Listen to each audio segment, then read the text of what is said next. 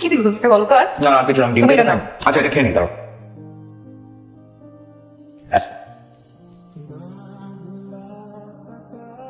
Hello hello, কে বলছেন? কি আজব? হ্যালো, ফোন করে কথা বলছেন না কেন? আজব তো। রফিক, আমি মানে নাম বলেন, আমি কারো নাম হয় না। এক সময় তো আমার নিঃশ্বাসের শব্দ শুনলেও বুঝতে পারতে আমি কেমন, আর এখন কণ্ঠ শুনে চিনতে পারছো না? তুমি হ্যাঁ আমি। দুদিন পর হঠাৎ ওই এতদিন না তো, মাত্র 1 বছর 2 মাস। মানে হঠাৎ করে মনে পড়লো তাই। তোমার সাথে ব্রেকআপ হয়েছে ঠিক আছে, তো তোমাকে ফোন দেওয়া তো নিষেধ না, তাই না? না তা না, খুব সুখে আছো তাই না? তাজ আমার ওয়াইফ মাশাআল্লাহ। তুমি বিয়ে করেছো? সেটা জানা কি খুব জরুরি? না জানলাম আর কি। আমি বিয়ে করিনি রফিক। ও তুমি সুন্দরী মেয়ে, বিয়ে হয়ে যাবে, টেনশন নেই। শোনো আমি আজ আছি, পরে কথা বলি। ইগনোর করছো? আচ্ছা ঠিক আছে, আমি বিকালে ফোন করবো, রাখছি। এই হ্যালো, হ্যাঁ বলো। আসার সময় বাজার থেকে কিছু জিনিস নিয়ে এসো।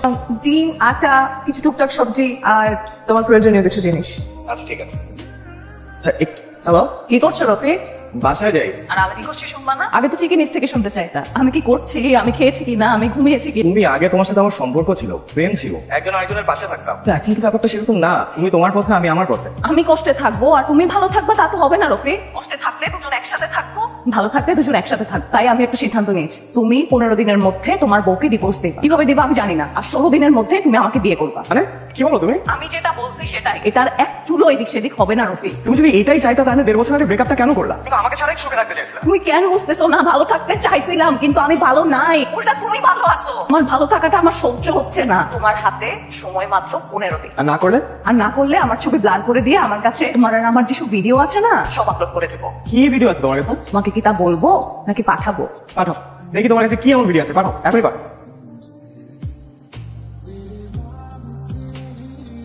কি হয়েছে? কিছু নেই। তুমি তো কিছু জানালে না রফিক। তুমি এমন ভাবে বলতেছো যে তোমার সাথে আজকে বিকালে কফি খেতে যাওয়ার কথা ছিল, আর আমি তোমাকে কনফার্ম করিনি। তুমি যেটা খুশি সেটা ভাবতে পারো, আমার আলাপ ওইটাই। 15 দিনে 4 দিন অলরেডি চলে গেছে। আচ্ছা তুমি কি তোমার ওয়াইফের সাথে এই বিষয়টা নিয়ে আলোচনা করছো? কখন, কোথায়, কিভাবে ডিভোর্স পেয়েছো, বা আমরাই বা কোথায় বিয়ে করছি? তুমি এটা কিভাবে সম্ভব, কিভাবে সম্ভব? তুমি আমাকে বুঝাও।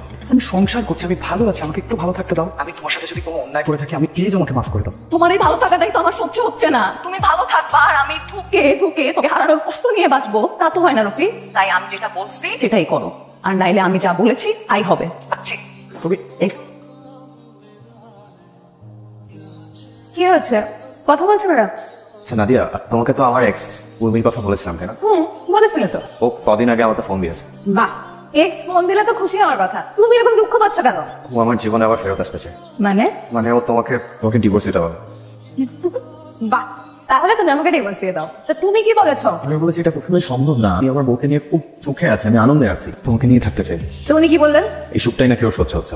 আচ্ছা তুমি কি করতে চাও? তোমাকে নিয়ে আমি আমার সারাটা জীবন কাটাতে চাই। আচ্ছা ঠিক আছে, তোর সাথে কথা বলার কি দরকার? ওকে ব্লক করে দাও। তো এটার মাঝখানে আবার কিন্তু কি? ও আমাকে একটা হুমকি দিয়েছে। সেরকম কি? প্রেম থাকাকালীন আমাদের ছোট মুহূর্ত ওর কাছে রেকর্ড করা আছে, আমি ওকে বিয়ে না করলে ওগুলো পাবলিক করে যাবে। হ্যালো, কি খবর, কেমন আছো?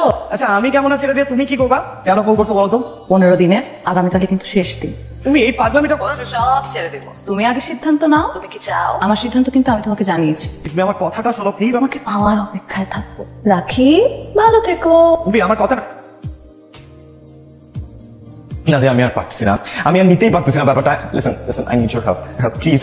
কিচ্ছু হবে না, এই জান তুমি এক কাজ করো, তুমি ভিডিও আর ছবিগুলো আমাকে দাও তো, আমি দেখছি কি হবে। আরে প্লিজ বাদ তো, কি কি হবে এগুলা? তুমি দাও, আমি দেখছি।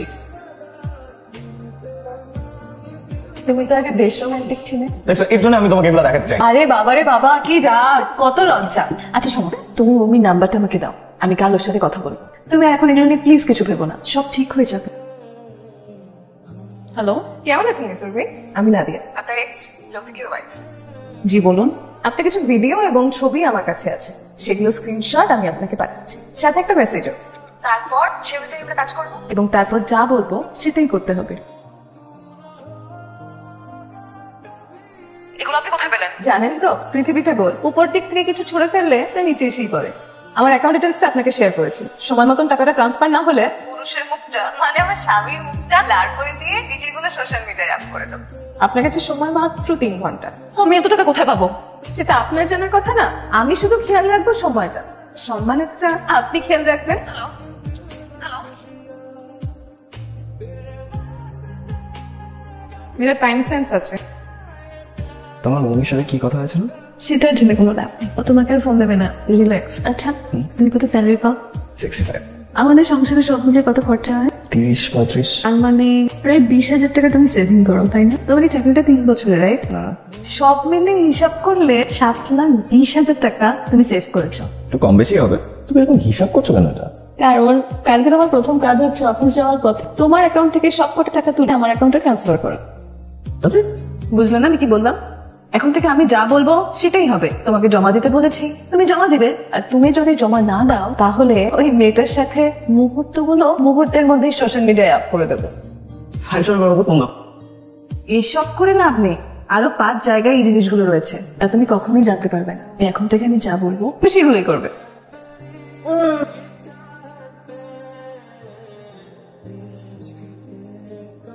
এগুলো কিরকম দাম? 7 লাখ টাকার মতো আসবে। Rafi, thank you. আমার অ্যাকাউন্টে টাকা ঢুকে গেছে, পরের মাস থেকে তোমার পুরো স্যালারিটাই আমার অ্যাকাউন্টে ঢুকবে। সব খরচা আমিই করব। তোমার হাত খরচার জন্য 5,000 টাকা রেখেছি, তোমার হয়ে যাবে 5,000 টাকা। এখন চলো খাই। আসো। হ্যালো রুমি, আমার ফোনটা কদিন ধরে ঠিকঠাক সার্ভিস দিচ্ছে না, তুমি বরং আমার বাসায় একটা আইফোন 15 প্রো ম্যাক্স পাঠিয়ে দাও না। আপনি কিন্তু খুব বেশি করে ফেলছেন, এর পরিণাম কিন্তু ভালো হবে না। তুমি আমাকে ফোনটা না পাঠালে সেই বিষয়টা কি খুব ভালো হবে? আমার কি হবে সেটা নিয়ে তোমার ভাবতে হবে না, তুমি বরং ফোনটা কখন বাসায় পাঠাবে সেটা নিয়ে ভাবলেই আমি খুশি হব। এখন রাখি, হ্যাঁ? কি করো? না, আমি অফিসের বাইরে। কেন? শোনো না, আমি হোয়াটসঅ্যাপে তোমাকে একটা ডায়মন্ড নেকলেসের ছবি পাঠাচ্ছি। আমার অনেক দিনের শখ ছিল এরকম একটা নেকলেস পরবো। আলহামদুলিল্লাহ আজকে সেটা হবে। তুমি ফেরার সময় নিয়ে এসো, হ্যাঁ? দাদি, আমি টাকা কোথায় পাবো? টাকা তো তোমার অ্যাকাউন্টে।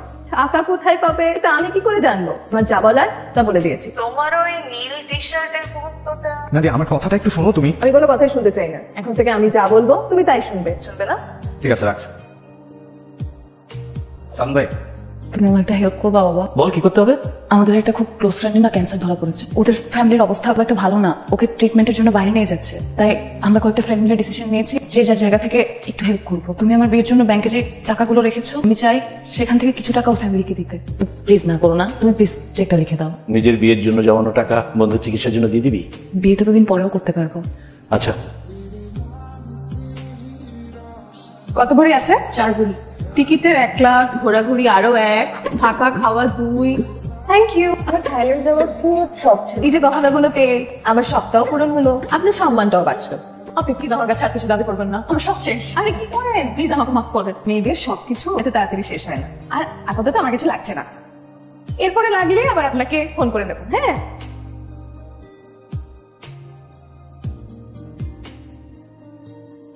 নাদিয়া, এই তুমি আমার চিৎকার করতেছো কেন? তুমি আমার সাথে এতদিন যা ইচ্ছা তাই, এখন তুমি উমির সাথে এগুলো শুরু করছো। করছি। তুমি উমিকে ব্ল্যাকমেল করো না? বেশ করছি। তুমি উমিকে ব্ল্যাকমেল করো, ওর থেকে ফোন, গয়না, টাকা, পয়সা, গয়নাগুলো নাও না? কেন নিবা তুমি এগুলো? বেশ করছি। তুমি কেন করবে এগুলো? তোমাকে এগুলো করার পারমিশন কে দিয়েছে? আমার অনেক গণদূত লাগতেছে না, বাড়ির বউয়ের সাথে তুমি এসে ঝামেলা করতেছো। বাড়ির বউ? এটা কি বাড়ির বউয়ের কাজ? আমি ওই থার্ড ক্লাস ম্যাডাম থেকে সব নিছি। Third class বলতেছো? আমার ওয়াইফের সাথে এসে ঝগড়া করতেছো। কি একটা ওয়াইফের কার্যকলাপ হইতে পারে? তুমি আমাকে Nadia, Nadia,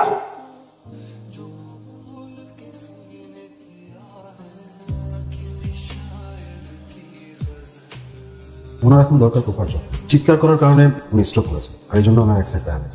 so be careful. কি কখনো ঠিক হবে? এটা একটা long procedure, proper physiotherapy, meditation এগুলো করালে আশা করি ঠিক হয়ে যাবে। আর হ্যাঁ, ওষুধগুলো নিয়মিত খাওয়াবেন। কি হচ্ছে আমার? রফিক, সব ঠিক আছে, কিছু হবে না, আমি আছি তোমার সাথে। কি সমস্যা তোমার বলো তো? একই জিনিস তিনবার ভুল করছো। তোমার কি কাজে মনোযোগ নাই? তুমি যদি এখানে কাজ করতে চাও তাহলে তোমাকে মনোযোগ দিয়ে কাজ করতে হবে। এভাবে তো অফিস চলতে পারে না, বারবার সহ্য করা যায়।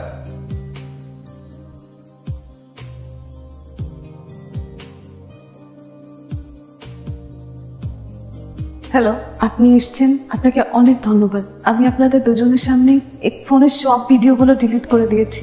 আমি যা করেছি তার জন্য আমি অনেক অনুতপ্ত, কিন্তু আপনাদের দুজনের কাছে আমার একটা অনুরোধ আছে। আমার শরীরের যে অবস্থা, আমি বোধহয় আর কখনোই সুস্থ হতে পারবো না। আমি হয়তো রফিককে আর কখনো ভালোবাসতেই পারবো না, কিন্তু আপনি পারবেন। আপনাদের দুজনের খুব সুন্দর একটা সংসার হোক। আমি রফিককে যা দিতে পারিনি, আপনি পারবেন। আপনি যেটা চাচ্ছেন সেটা কখনোই সম্ভব না। আমিও ভুল করেছি, আমি রাগে হিংসায় আমি রফিককে ব্ল্যাকমেল করেছি। আর আমি যে সিদ্ধান্তটা নিয়েছি এটা জীবনের এত বড় ভুল হয়ে যাবে আমি বুঝিনি। আমি ভুল করেছি। রফিক আপনাকে খুব ভালোবাসে, আপনারা ভালো থাকবেন, আমি এটাই চাই। আমি উর্মিকে ভালোবাসতাম, সেটা সত্য, সেটা আমার অতীত। তুমি আমার বর্তমান। তুমি সুস্থ কি অসুস্থ সেটা আমার কাছে কোনো বিষয় না। আমি তুমি মানুষটাকে ভালোবাসি, আমি তোমার সাথে সারা জীবন থাকতে চাই। আমিও সেটাই চাই, আপনারা সারা জীবন একসাথে ভালো থাকবেন, আর পারলে দুজনই আমাকে ক্ষমা করে দেবেন। আমি আজ আসি। সরি, আমাকে ক্ষমা করা যায় না রফিক। Don't be.